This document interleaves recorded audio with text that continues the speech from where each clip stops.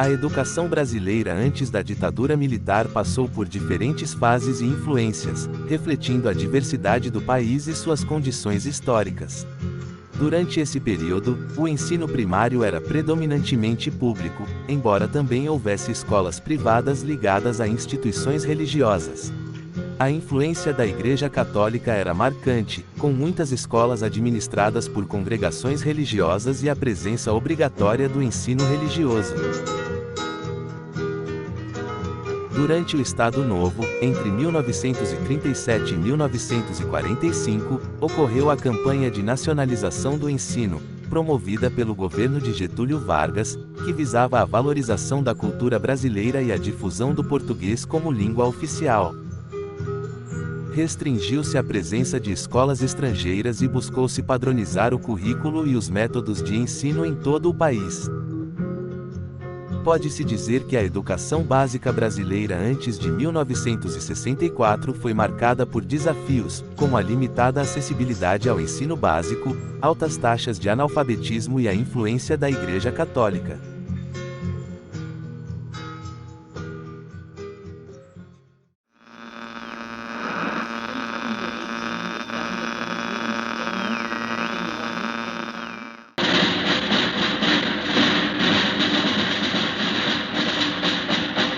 Atenção Brasil! Atenção Brasil! Atenção Minas Gerais! As tropas do 2º Exército, sob o comando do General Cruel, já sitiaram o estado da Guanabara.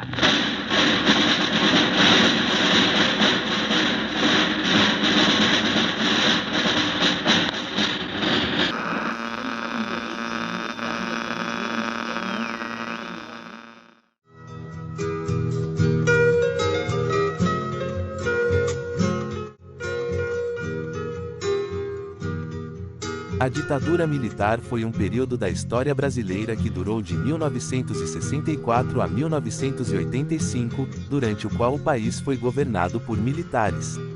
Ela começou com um golpe de Estado que destituiu o então presidente João Goulart e colocou o poder nas mãos dos militares. Durante o período da ditadura militar, foram instauradas medidas autoritárias e repressivas, como a suspensão das garantias constitucionais, a censura à imprensa, a perseguição política e a tortura.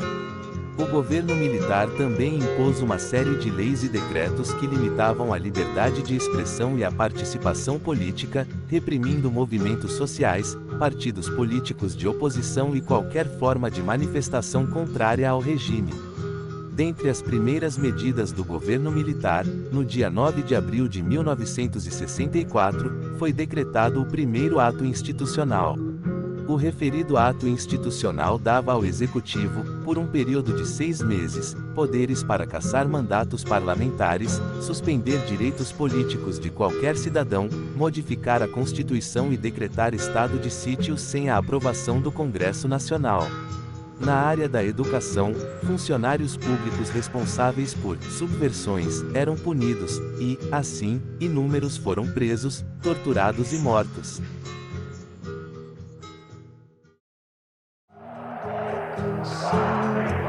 Somos todos iguais, braços dados ou não, nas escolas, nas ruas.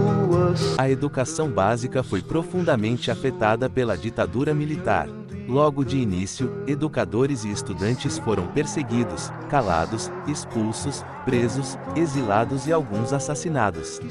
Em 1964, os militares decretaram a ilegalidade da UNE, União Nacional dos Estudantes, mas mesmo assim ela continuou a promover convenções para discutir o cenário educacional nacional. A perseguição não se estendeu apenas a líderes estudantis e simpatizantes, mas também ao corpo docente, sendo realizado um verdadeiro expurgo, sobretudo no meio universitário, no qual muitos docentes eram adeptos de ideias revolucionárias. A educação primária durante esse período foi objeto de diversas transformações e influências do regime. O governo militar implementou uma série de políticas educacionais que buscavam adequar o sistema de ensino aos ideais e interesses do regime autoritário. Uma das principais mudanças foi a criação da Lei de Diretrizes e Bases de 1971, que estabeleceu as bases para a organização do sistema educacional no país.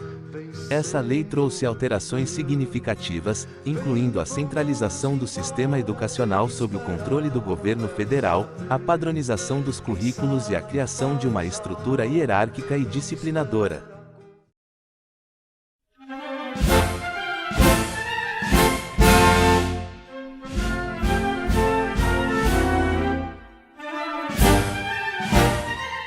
O regime também enfatizou a formação moral e cívica dos estudantes, buscando inculcar valores considerados patrióticos e conservadores. A disciplina, a hierarquia e a obediência eram valores enfatizados nas escolas durante esse período. A censura e o controle ideológico também tiveram um papel importante na educação durante a ditadura militar. O governo exerceu um rígido controle sobre os livros didáticos, eliminando ou modificando elementos considerados subversivos ou contrários aos interesses do regime.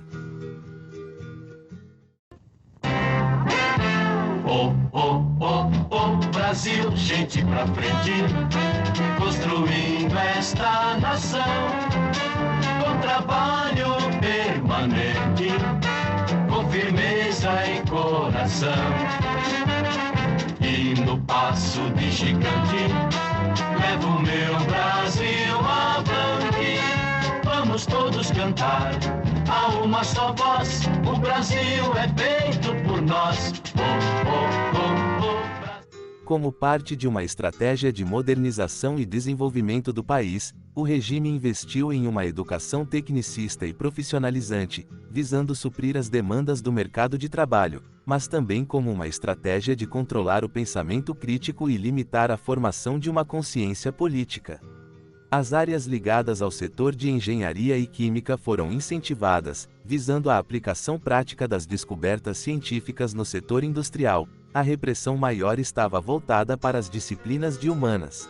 Esses incentivos à educação foram eficazes, pois após o golpe militar no ano de 1964, foi estabelecido um acordo educacional entre o MEC e o governo dos Estados Unidos, conhecido como Acordo MEC-USAID. O então Acordo MEC-USAID, assinado em 1964, tinha como objetivo receber assistência financeira e técnica dos Estados Unidos para implementar políticas educacionais no país. A USAID fornecia recursos e expertise para projetos de modernização da educação brasileira. As áreas educacionais abrangidas por esse acordo foram o ensino fundamental, a formação de professores, a elaboração de currículos escolares e a produção de materiais didáticos.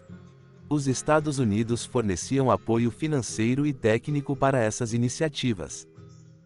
Os opositores ao regime militar e os movimentos de esquerda resistiram a esse incentivo ao ensino técnico, argumentando que o acordo servia como uma ferramenta de influência e dominação ideológica dos Estados Unidos sobre o sistema educacional brasileiro.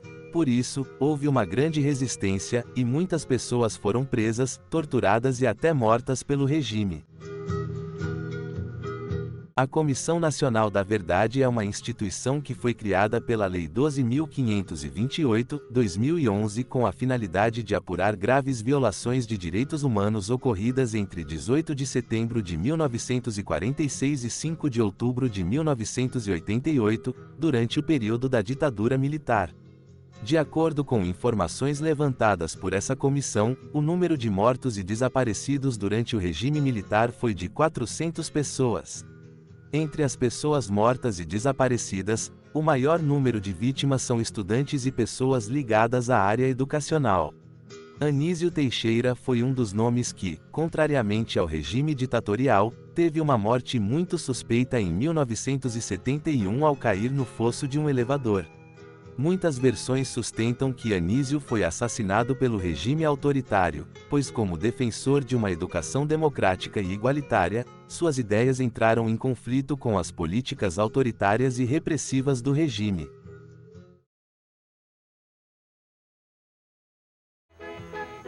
Se nosso avanço no campo econômico causa espanto e admiração às demais nações do mundo, No campo social, também estamos vencendo um dos maiores desafios de nosso tempo.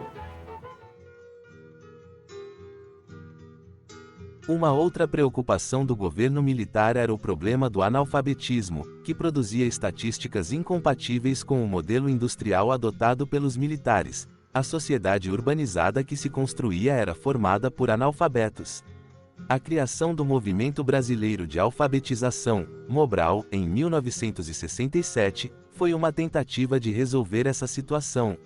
A atuação do Mobral foi criticada por muitos educadores do período, que afirmaram que a alfabetização realizada era meramente técnica, ensinando as pessoas apenas a ler e escrever e não a raciocinar e interpretar, criando assim uma massa de cidadãos que seriam identificados posteriormente como analfabetos funcionais.